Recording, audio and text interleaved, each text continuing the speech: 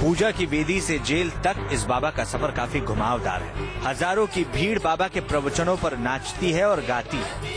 बाबा सत्संग की आड़ में छिपाता रहा अपने असली कारनामे, लेकिन आखिरकार भंडा फूट गया और लोगों को सदाचार के रास्ते पर चलने का उपदेश देने वाला बाबा कदाचार के आरोप में कानून की गिरफ्त में आ गया। सारथी बाबा के बारे में इंक्वायरी करने के लिए राज्य सरकार क्राइम ब्रांच को डायरेक्शंस दिए थे। उस बेसिस पे हम लोगों ने एक इंक्वायरी टीम कॉन्स्टिट्यूट किया था, जिसमें एक एडिशनल एसपी और 3-4 ऑफिसर्स थे, जो केंद्रापड़ा बारीमूला आश्रम जाके वहां पे इंक्वायरी किए, दस्तावेज सीज किए, लोगों को पूछताछ किए।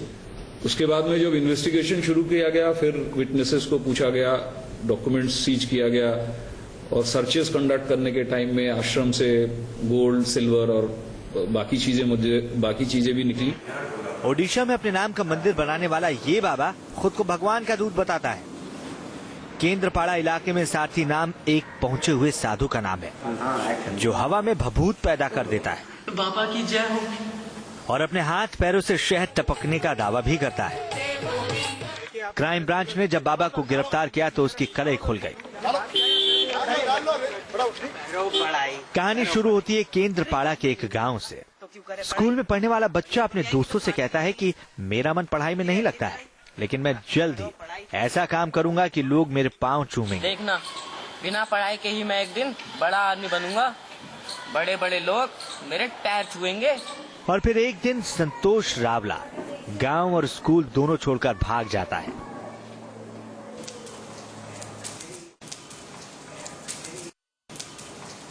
सात साल बाद गांव में संतोष रावला की वापसी होती है, तो वो अब संतोष नहीं, सारथी बाबा बन चुका था। सारथी बाबा बने संतोष ने गांव वालों को चमत्कार दिखाना शुरू कर दिया और गांव और आसपास के भोले भाले लोगों ने इस पर यकीन कर लिया। लोग आने लगे और दौलत के साथ साथ शोहरत दोनों सारथी के कदम चूमने लगी। गांव से शुरू हुआ सिलसिला शहर पहुंचा और शहर से राजधानी। सब तरफ सारथी की चर्चा, लेकिन कुछ दिनों बाद ही सारथी ने आसपास की जमीन कब्जाना शुरू कर दिया।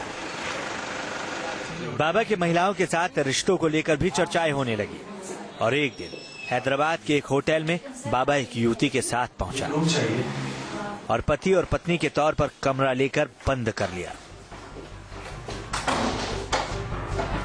लोगों को जैसी ही ये खबर मिली तो उसके पास लोग उमड़ पड़े और बाबा की असलियत सबके सामने आ गई। बाद में बाबा ने इस खबर से इनकार भी किया, लेकिन लोगों का विरोध बाबा के रसूख पर भारी पड़ा और आखिरकार पाखंडी बाबा पहुंच गया सलाखों के पीछे।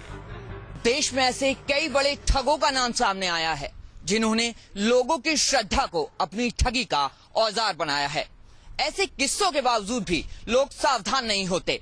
ऐसे में श्रद्धालुओं से यही कहा जाता है कि आप जिस आदमी के सामने सिर झुका रहे हैं, एक बार उसकी असलियत